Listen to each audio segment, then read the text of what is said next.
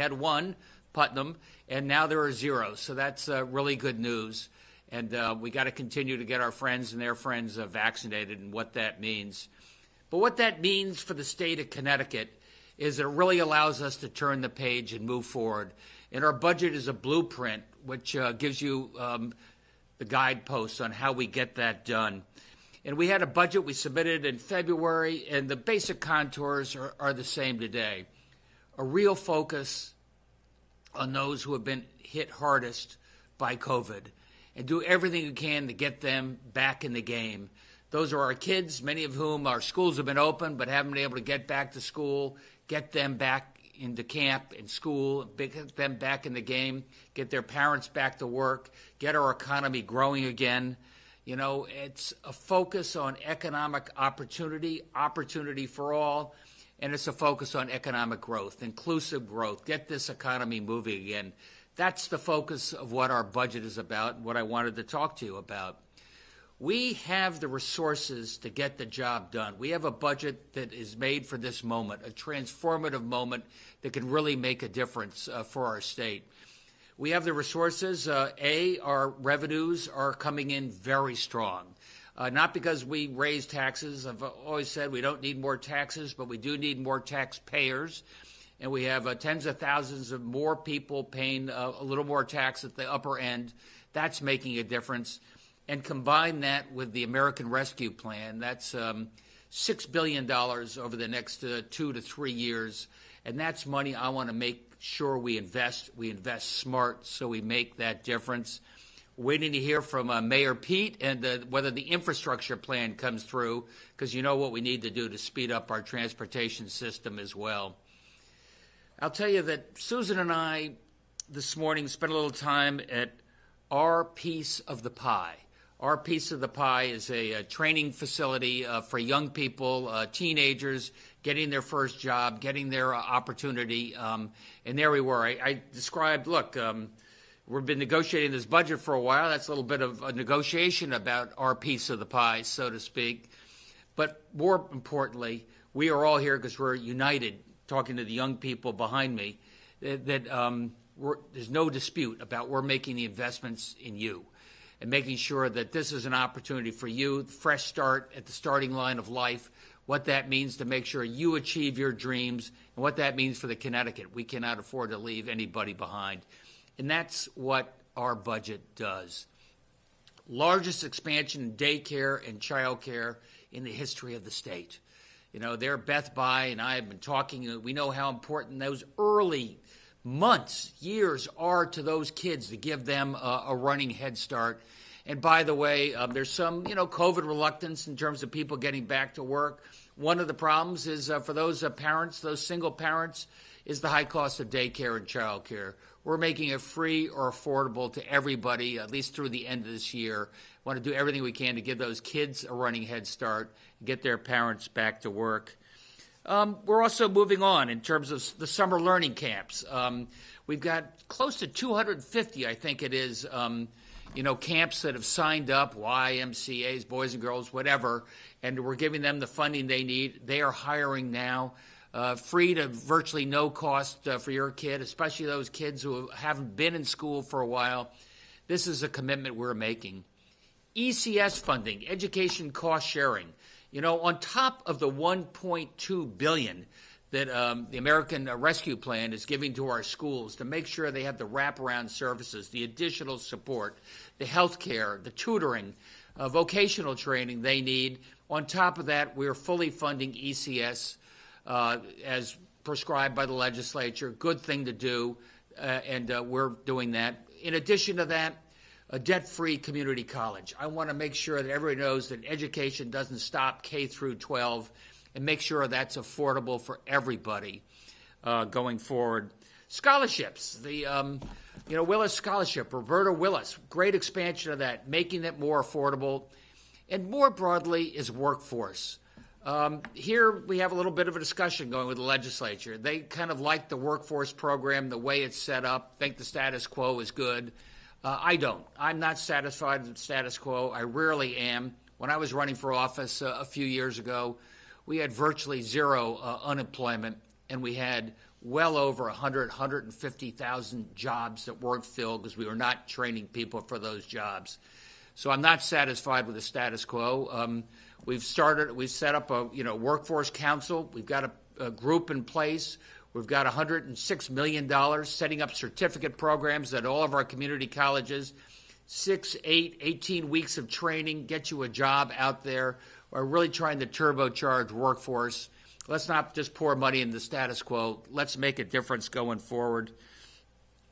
I'd say the same thing about the Equity Fund. They're working really hand in hand with our legislative leaderships. Matt Ritter's taken a real lead on this as well. And what we want to do there, we've put in place a $500 million multi-year investment when it comes to equity. And a lot of that is about environmental justice. Some of that is about the Equity Fund that we want to put in place, affordable housing. The Equity Fund is $300 million. The Equity Fund is $300 million that once you get your training, once you've had those job skills, give you some of the capital you need to help you start up a business, hopefully right in your very community. A real focus on our most distressed communities. I want this economic prosperity and growth to make sure that no community, nobody is left behind. There we're working very closely with the legislature. We know how important that is. Healthcare, Deirdre's here, so I'm not going to tread beyond my pay grade here, except to say there's some incentive. Let's expand healthcare, make it more accessible. Look, we learned the hard way, especially during this last year plus of COVID. Healthcare has got to be universal. It's got to be affordable, and it's got to be accessible to everybody.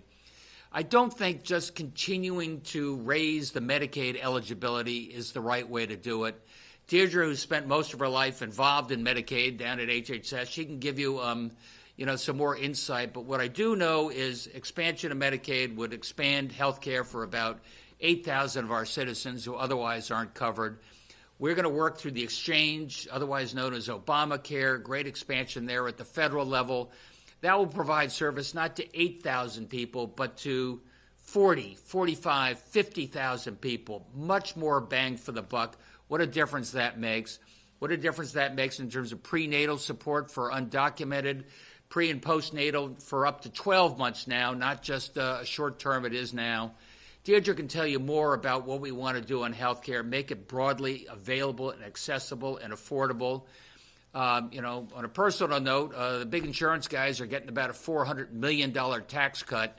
I'd like to trim $50 million of that off of there to make the co-pays and the deductibles zero or much less for anybody that can't afford it. If the legislature doesn't think that's a good investment, that's their call. Muni aid, municipal aid. We've had a lot of discussions about municipal aid. Connecticut will only be as great as its cities, and our cities are coming back. They're coming back strong. I love seeing the life. I love seeing the outdoor dining, but we still have to continue to make investments there. I want you to know that, coupled with the American Rescue Plan, we're going to have not twice, but 3 times as much municipal aid go into our cities and towns as we had just a couple years ago. 3 times as much, at least for the duration of the American Rescue Plan. In addition to that, Senator Looney's been a great champion of pilot payment in lieu of taxes. Those towns and cities have a lot of untaxed, not-for-profit properties there. And here we have a plan to double the amount of money that goes in the pilot from about $150 to $300 million. And there we're still negotiating exactly where that's placed. But I want you to know it's not for lack of money. We're making the investments we need. I really hope, working with our mayors and superintendents, that this money is well spent. I will say I want an honestly balanced budget. I worked really hard with Melissa and our team 2 years ago. Let's say we'd had some budgetary problems before. They'd been delayed. We're lurching from crisis to crisis. Rating agencies were looking askance at the state. Our last budget took till October or something to get done. Well, 2 years ago, we got an honestly balanced budget. I say honestly balanced in 2 senses. It resulted in a surplus in year 1, resulted in a surplus in year 2. The rating agencies took a look and said, "Hey, Connecticut, you're getting it together," and they gave us a good grade, an improved grade.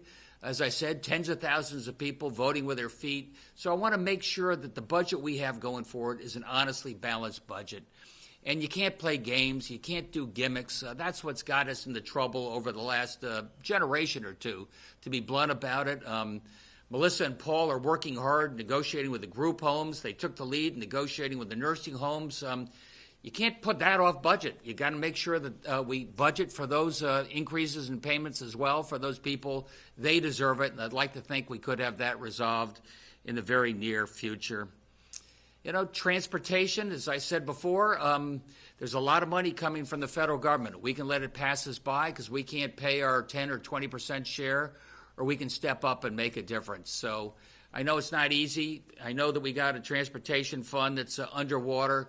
I know you didn't like any of the solutions we came up with last time around, but everybody's always standing next to me when we talk about speeding up the rail or fixing that bridge, and there's no such thing as a free bridge. So I'd like you to reconsider the highway user fee. Don't let them tell you otherwise. On big tractor-trailer trucks, the overwhelming majority of which are coming in from out of state, most of which are leaving the state, same taxes, highway user fee as they got in New York. That's why a lot of the trucks end run New York. They go through Connecticut. This would raise significant money. And also the Transportation Climate Initiative. That allows us to have free bus service, which we started on weekends just over Memorial Day weekend. What that means for working families, sometimes they have to take a couple of buses just to get to a grocery store, what that means. And I know everybody pays lip service to global warming and climate change. We got to step up and do our part, and we're not doing it alone. We're doing it with our neighboring states. It's not an easy vote, but I hope people step up and do that as well. So let me just leave on this front, and we'd love to take your questions, but we have an honestly balanced budget in front of the legislature. They've been considering it for some time. We got a couple of issues around the edges. My door is open. It always has been. My phone has been ringing. I'm happy to have conversations, but I'm not going to play any games. It's going to be a budget that's balanced, just like our last budget was. It's a budget that has resources to be transformative. It's a budget that is balanced. And I think that is so important. It's a budget that is progressive, as I said, in terms of expanding opportunity for everybody going forward. So progressive and balanced and bold. That's the budget I'm hoping the legislature will consider in short order so we can get this state moving again. You know, with that, as I said before, we got Paul and Deirdre and Melissa, and we're here to take any questions you may have. Channel 3 Eyewitness News.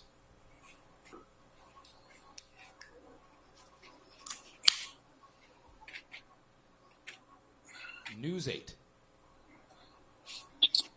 Good afternoon. Governor, are you talking to Republicans or are you talking to Democratic leaders? It seems like there's a bit of a teetering on negotiations, and I'm trying to clarify who you're talking to. Well, Jody, you know me better than that. I talk to all the leaders, Republican and Democrat. My door is open. I've talked to a lot of the members as well. There's a lot of partial information in this building. That's one of the reasons I'm doing this briefing, to give you my best take on where our budget is and work with the leaders to find common ground so we can get a budget passed.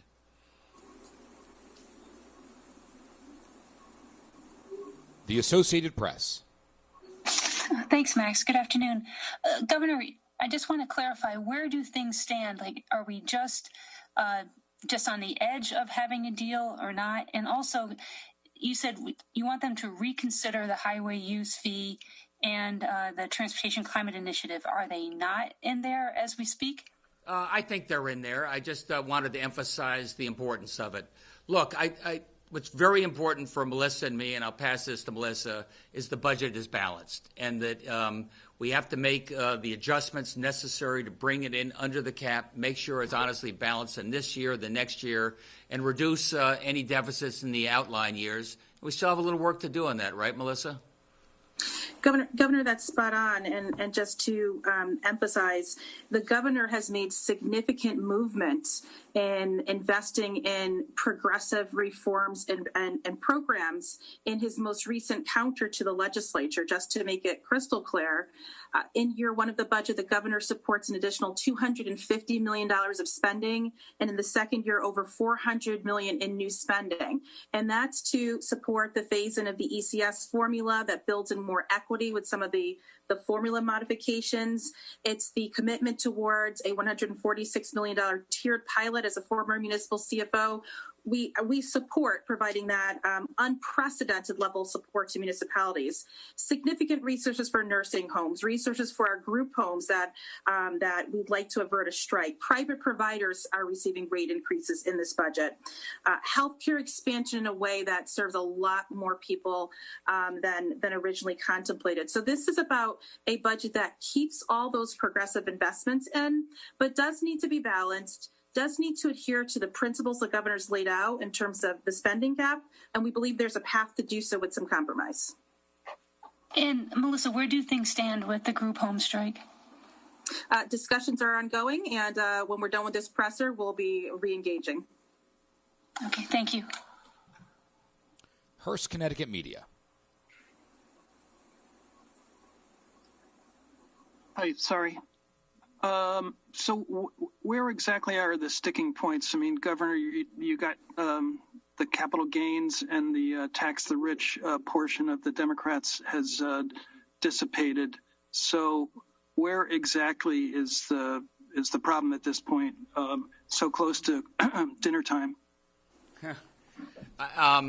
You're right. I think there's a little appetite to raise taxes at this point. We don't need the money. You see the resources we're putting to work. I think, Melissa shared with me, two main concerns. A, the current budget coming out of the legislature is not in balance. It doesn't adhere to the spending cap.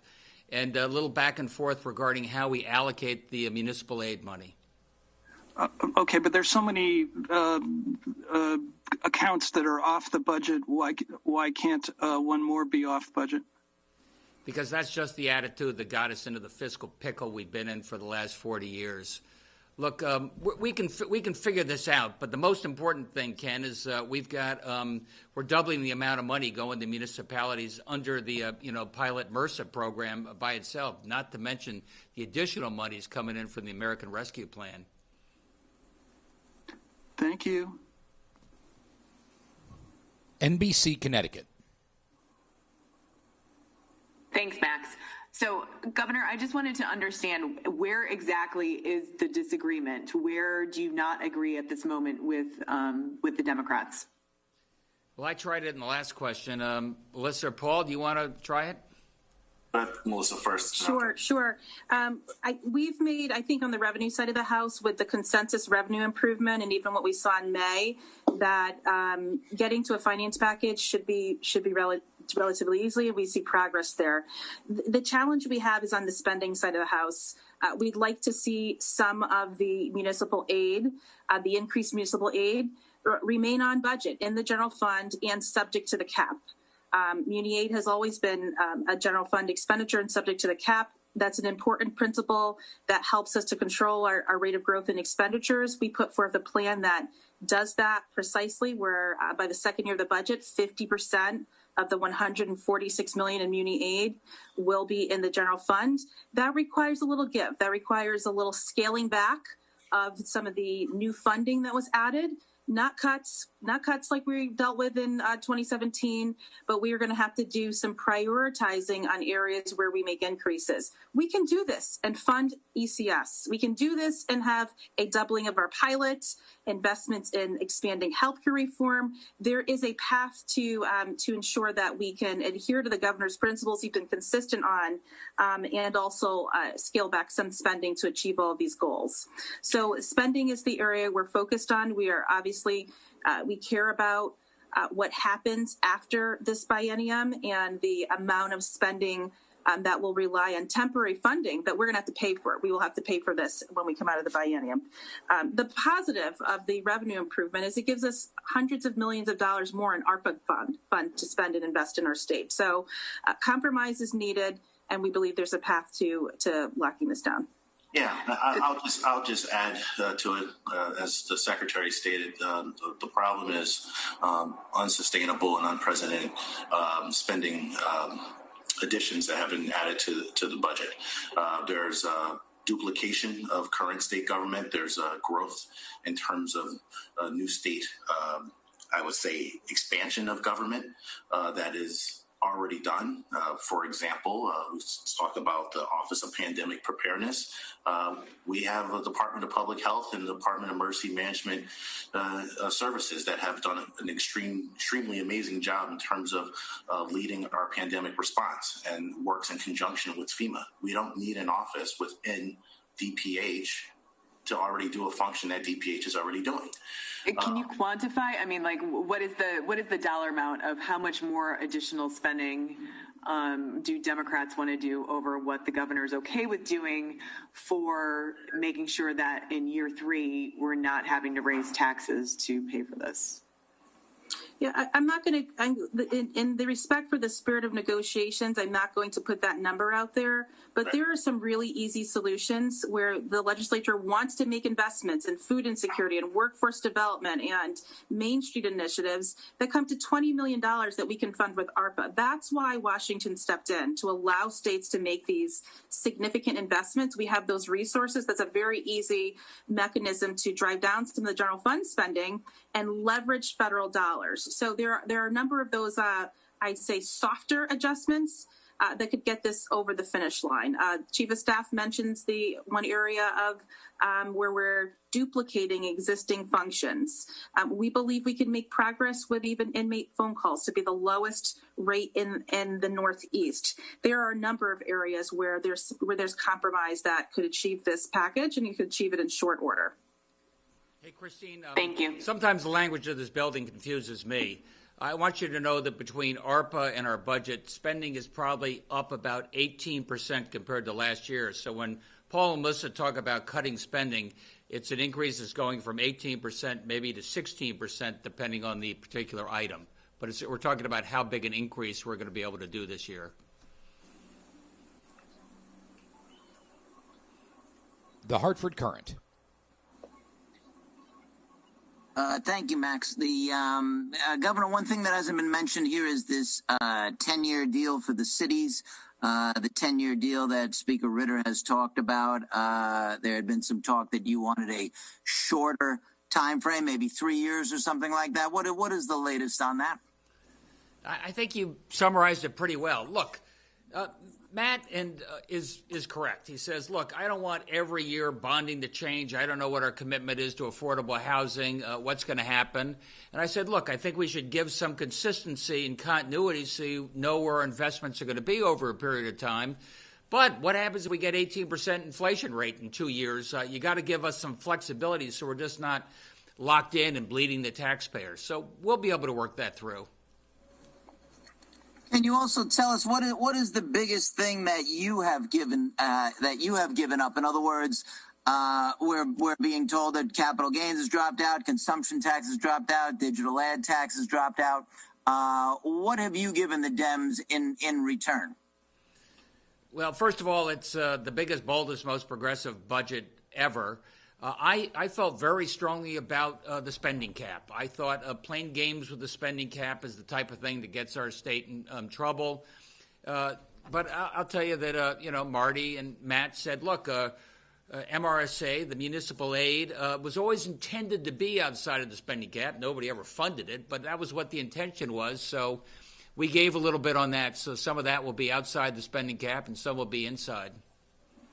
And Governor, if I could just add a couple more just to give context. Again, I don't know if you were in earlier, but the governor is agreeing to $400 million in new spending in the second year of this budget and over $250 million in the first year. That's $650 million in new spending. And it's precisely to make sure we can make additional investments in education, in healthcare, in municipal aid, in private providers, nursing homes, group homes, all of these stakeholders that have been impacted by the pandemic, but really over the past decade have really been starving for additional resources. That is significant movement, and it's reflective of strong areas of alignment.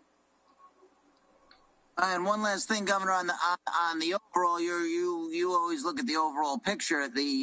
And you've told us many times about the bond rating agencies giving the first upgrade in 20 years. The question is, all this spending that you're talking about here, obviously you don't want to do as much as the Dems. But are you going overboard on that based on what the bond rating agencies have said, or not? No, I think we're doing the right thing. Look, this state and this country were hit really hard over the last 14, 15, 16 months, and I'm going to make sure we make the investments to get this state moving again. Look, most of this money, like I said, $6 billion, comes from federal support. I greatly appreciate that. I'm working like a laser to make sure this money is invested. It's not just a bunch of earmarks that go out and make people cheerful. And that's why I want to make sure those investments are sort of 1- and 2-time investments. If we show they work, then perhaps we get some more support from the federal government as time goes on.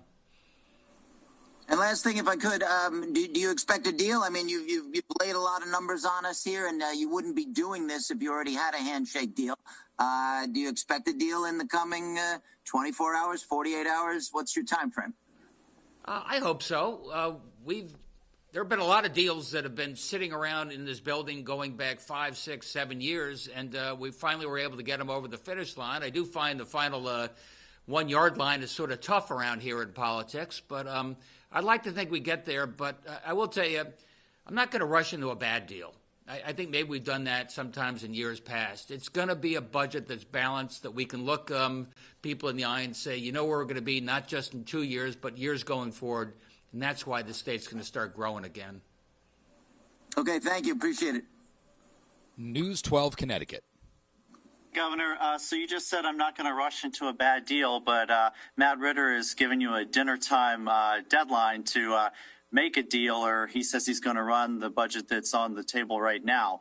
What happens if he runs that and it passes? Can you sign it in its current form? Would you not sign it? What's up with that? Well, I don't know what's in there, but what Melissa has showed me in the past is not in balance, and it plays some games. So that's not something I would be, let's say, enthusiastic about. But look, we got plenty of time. Matt and I are good friends. That helps in a negotiation to have trust on both sides of the table. And as everybody knows, that door is open. So I'd like to think we can get something done. But I just kind of want to clarify here. You say you're not enthusiastic about that, but if that's the budget, wherever they were at, I don't know, as of last night, this morning, if that's the budget that passes the legislature, are you going to veto it? Look, I'm not going to support some budget that's out of whack, that is the same type of thing that's happened over the last 30 years, that leaves a big hole in year 1 and year 3. I think that's an answer to your question. So Governor, I know that we've heard from the House saying that, we're willing to back off, the higher taxes on the wealthy, the capital gains tax. We're also hearing that the Senate may not be so enthusiastic about backing off that stuff. Do you think that the Senate will go along with that? You better ask them. What I can tell you is we've got a bold, progressive budget that is the biggest investment we've ever had as a state, and we can do that without raising taxes on people. I guess I'll direct that question to Melissa and Paul too. Senate leadership, are they showing any willingness to compromise on those points? Because that's obviously huge for taxpayers. I'll say, as the governor stated, we're not going to speak for the Senate leadership. You can be able to ask them that question directly. As the governor stated, he has what his principles are, which has been his same principles since he walked into this building in January of 2019. So he's going to stick to that and be consistent with it.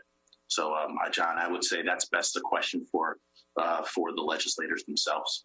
We don't want to speak for them. And Melissa, I just want to clarify something you said a few minutes ago. When you mentioned inmate phone calls, the target may be making them the lowest, I guess, in the Northeast. Obviously, the legislature's looked at making them free. Is just to clarify, is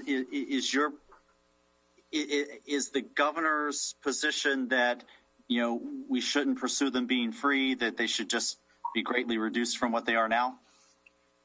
The governor's position is that he has specific budget principles that he stands by, and this is a package of prioritizations. And as you heard me describe, they're significant throughout many other areas of the budget. We believe that at least for starting point for negotiations is to make them competitive. And the fact that they were at 23.8 cents and we were an outlier across the Northeast was something the governor stands committed to improve. Now, if there's a path towards further adjustments that achieves the governor's budget principles, as he's indicated, his door is always open. That's a combination of how we achieve the collective goals of the legislature and the governor. All right, thanks, everybody. The Connecticut Mirror. Thanks, Max. Governor Melissa, I'd like to go back to the spending cap and municipal aid just for a minute. I just want to give it a little perspective. Most municipal aid until 2017, close to 2/3, was not subject to the cap because we had aid to distressed municipalities as cap exempt. That all changed in 2017 to get Republican votes for a bipartisan budget. And over the next 5 years, we're trying to squeeze the pension contributions under the cap. A lot of your fellow Democrats, Governor, are afraid aid, particularly to poor cities, is going to get squeezed out over the next 5 years after the federal money is all expired. And that's why they're looking to carve out some money outside of the cap to make this a priority. I'll point out that they gave you a cap exemption in 2019 for your education partnership with Ray Dalio. Is what they're seeking that outlandish given the trends that we're seeing with the spending cap? No, Keith, I think that they put in place a spending cap just 4 years ago in 2017 because they saw what was going on with the budget. It was out of whack early on, constant crisis to crisis, downgrades. It was not a good scene. And I think they wisely came forward and said, look, we're going to have a spending cap. We're going to grow within our means. And I think that was the right thing to do. And if I could, Governor Keith, to further respond to your question, the governor has compromised. He has offered a proposal whereby 50% of the growth in pilot would be under the spending cap. Again, this is an unprecedented amount of aid. New Haven alone, when you take a look at their local fiscal relief funds, their education dollars, their tiered pilot is slated to receive $245 million. The tiered pilot increase alone is $49.6 million as compared to their existing pilot at $41.7 million. So this is a significant move on the governor's part. It reflects his spirit of compromise, and it certainly recognizes some of that historical precedent with muni aid. Thank you. Just one other quick follow-up, and that deals with the bonding the speakers proposed for the cities. I'm not talking about the number of years we should commit over, whether it's 10 or 3 or 2. What I am curious about is whatever's agreed upon, say it's even just for the next 2 fiscal years, are you looking for them to cut a commensurate amount of bonding? In other words, if we bond $200 million for the cities, are you looking for them to cut $200 million or something out of education or open space preservation or somewhere else? Well, I'll start. I mean, they put in place a bonding cap. These are all things I inherited. I didn't create these, but they all voted for a bonding cap. I think it's about $1.9 billion. We've got a consistent bonding in place for schools and environment that is up at about 1.6. So there's a little room. There's a little bonding cap room there. Early on, I was pretty tight on bonding. I thought we had relied too much on bonding, but you ask where I've maybe made a concession. I think we're willing to do more bonding. I'm willing to go to the cap, willing to do a little more flexibility there. I think it's the right thing to do. I think we have historically low interest rates, and I think it allows us to put in place an equity fund that can make a real difference. Thank you. Fox 61. Hi, Governor. In regards to overall tax hikes, what's going up, what's not going up? At the end of the day, do you think residents, Connecticut residents, will approve of the budget you're hoping to put on the table and hoping to sign? I think they will. I think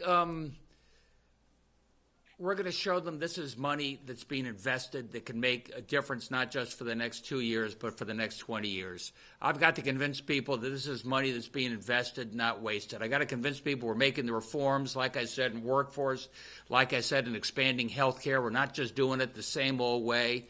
We're going to get you a little more bang for the buck, and we're showing you we can do it without raising taxes. And then, Paul, you mentioned unsustainable spending additions kind of holding you guys back from meeting. Is there anything related to raising taxes in that pot? As the Secretary stated, there's still conversations going on the finance side. I think right now there's very much a focus on where we are in terms of the spending. But we do know that there's a push to be able to create more room in each year of the biennium to allow for additional spending. And I think that is leading to duplication in state government functions and also policy differences in which the governor has with the legislature.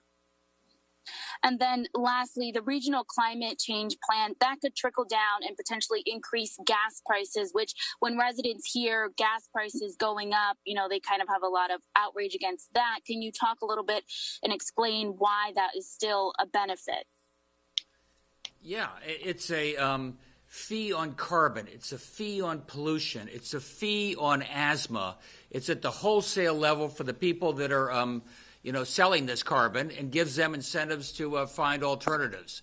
We're a competitive market out there. Some of them may pass that along to the user. Some may keep it the cost themselves, reduce their margin. I can't speak to that, but it does raise us $80-90 million. It does allow us to do free bus service on weekends. It does allow us to deal with environmental justice and get rid of some of those polluting areas that are causing asthma and comorbidities and things that really created, hell during COVID over this period of time.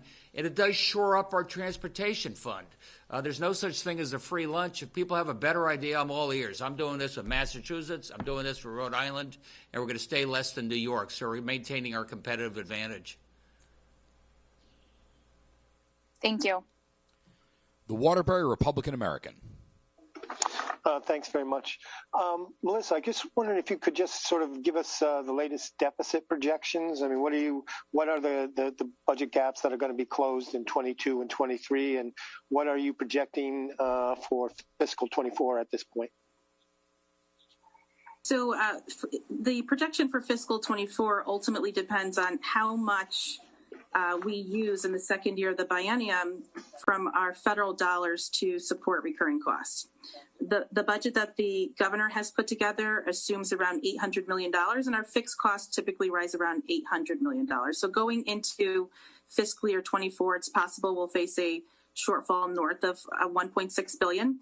Obviously, that depends on a number of factors, revenue growth assumptions, trends in spending and things of that nature. So we're laser-eye focused on and making sure we can sustain the programs that we're investing in and controlling the growth in that deficit. We started this process facing a $3 billion plus dollar deficit. We will absolutely close it. Particularly with the revenue improvement and the significant influx of federal resources. Okay. And the equity fund that is under discussion, is that being moved off budget and out from under the spending cap? What's the status of that in terms of structure? The equity, sure. The equity fund is contemplated to be supported primarily with bond funds, could also include federal ARPA dollars as well. So it would not directly impact the budget other than the impact on debt service, depending on the level of bonding we put forth through the bond commission. So as indicated, that is still under negotiation with Speaker Ritter and the legislature, but it would really be more so in the bonding side of the House. Will cannabis revenue be included in the budget plan? It is our intention that it will. The governor's policy team has been in negotiation with chairs, and they've obtained some agreement on how to distribute funds. We believe there's good compromise that has occurred there, and there's likely to be some element of support for the general fund, but we also recognize that there's a critical need to invest some of those resources back into the municipalities that have been disproportionately harmed, and the governor is in alignment with some of those modifications. Okay, thank you very much. Let me ask Melissa a question. You mentioned a lot of our increase is related to fixed cost. I think you said $800 million a year, which, by the way, is a lot more than all of our neighboring states. So it's like running a race with cement overshoes. But the good news is we are paying down approximately $1 billion in pension obligations this year. First time in the history of the state. Usually people shortchange the pension and say somebody else will pay later. Won't that save us in terms of our pension costs on an annual basis going forward, say 60, 70 million bucks? Governor, you're spot on. We currently project a deposit to our budget reserve fund at $1.4 billion, and to close the year potentially with a $4.5 billion rainy day fund. Depending on the final budget we negotiate, we will calculate how much would go towards paying down unfunded pension liability. It's 15% of the following year budget. We're estimating that could potentially be around $1.4 billion, depending on any use of surplus or carry forward. That could be as much as $115 million in reduced pension costs. About 75% of that is allocated to the general fund. So for our general fund, that could be about $85 million in reduced pension costs. So there's a lot of positive news with respect to our revenue improvement and the fact that we have maxed out on our budget reserve fund, and we're doing the smart things like paying down unfunded liability, and that those are the things that our rating agencies recognize and applauded us for, as well as our fiscal discipline that achieved the ratings upgrades, and those are the types of things that we want to maintain.